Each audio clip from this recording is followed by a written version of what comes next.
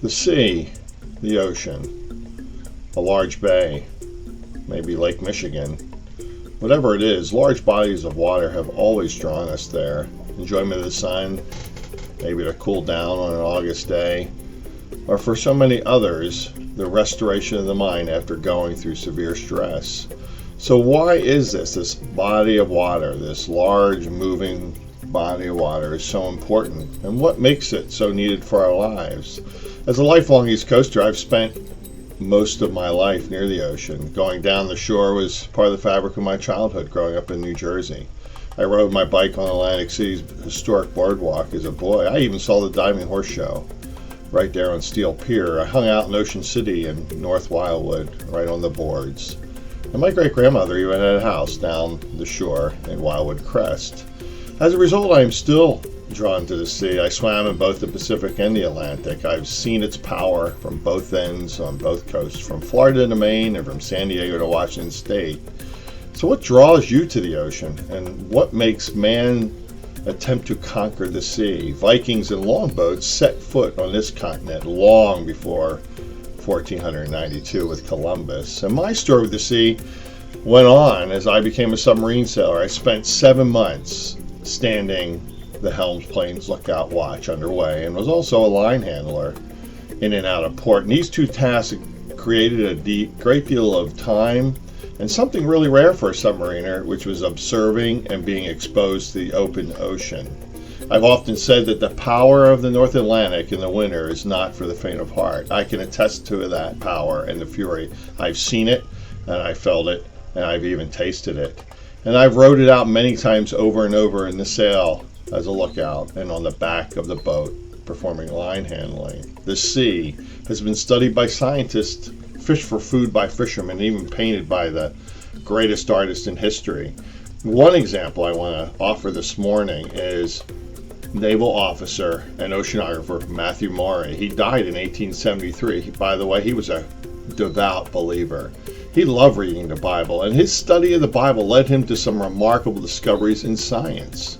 Maury entered the U.S. Navy in 1825, and through an accident in 1839, it partially disabled him, and he left active sea duty. Basically, he was disqualified. 3 years later, he was still in the Navy, and he was appointed as superintendent of the U.S. Naval Observatory in Washington, and also in charge of U.S. Depot of Charts and Instruments. Over the next 19 years, he devoted and studied winds, clouds, weather, and ocean features, as well as the Bible.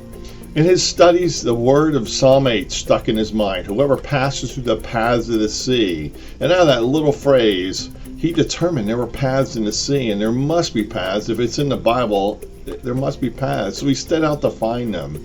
And he studied ship's logs, and from these he compiled ocean charts and ocean wind and sea currents. And he studied the speed and direction of currents. And he set adrift weighted bottles, known as drift bottles. And these were not affected by the wind because they were below the surface. And he found that the locations and dates where the bottles were found later helped him develop the charts of sea currents, or paths of the sea, as it said in Psalm 8. And it greatly advanced and aided the science of marine navigation. In 1855, he wrote his oceanography textbook, his first one, called The Physical Geography of the Sea and Meteorology. So why all this backstory? I want to inspire you that, like Mary, you too can find something glorious in nature. In his work, Mary presented oceanography from a delightful Christian point of view. He concluded and included Bible passages in scientific importance. And he quoted things from Job 28:25, which referred to God as making the weight of the winds, for example. And he prepared charts of the bottom of the Atlantic Ocean, much of which I had enjoyed navigating due to his enabling with our charts. And believe it or not, they laid undersea cables between Europe and America based on his practicality of these charts. He died in 1873, and he was elected to the Hall of Fame of Great Americans. I've stood at his monument, by the way, on Monument Avenue in Richmond, which was recently desecrated in very great stupidity and misdirection of someone who obviously was not a racist, but they destroyed a great scientist statue, and his inscription reads, Matthew Fontaine Maury, Pathfinder of the Sea, the genius who first snatched from the ocean and atmosphere and the secrets of their laws. But the knowledge that he had was God-breathed, and his inspiration was given to him by God. His holy writ was Psalm 8:8 and Ecclesiastes 1:6. As previously mentioned, Psalm 8:8 reads, the birds in the sky and the fish in the sea, all that swam in the paths of the sea. And Ecclesiastes 1:6 says, the wind blows to the south and turns to the north. Round and round it goes and returns on its course. You see, everything you're going through in 2020, all your challenges, you're being tossed to and fro like in the sea. And in the mind's eye, you don't know which way you are going. But you are moving with the paths of the Spirit and with God. And you are ever returning on course. And to what? To His love. And God's love for you is deeper than the oceans, and His presence is everywhere. If His hand has the power to create the seas, and then rest assured His hand will guide you and get you through the trials of life this year, next year, and well beyond. Genesis 1 said this, so God made a canopy and then separated the water beneath the canopy from the water above it. And then it is what happened. God called the canopy the sky, the twilight, the dawn, and on the second day, then God said, let the water beneath the sky come together into one area and let dry land appear. And that is what happened. God called the dry ground land, and He called the water the oceans. And He saw that it was good.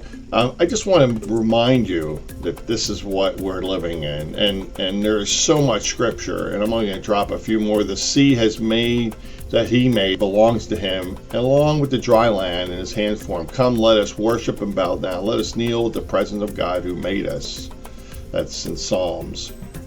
They went to Him and woke Him. Lord, they cried, save us, we're going to die. And He asked them, why are you so afraid? You have little faith. And He got up and rebuked the winds and the sea. And there was a great calm. They were amazed. What kind of man is this that they asked, even the winds and the sea obey Him? The next time you find yourself sitting on a hill or in a beach chair, or perhaps crossing a bridge and looking out in the ocean, know that God, who even the winds and the sea obey, is there for you. And He created all this for you.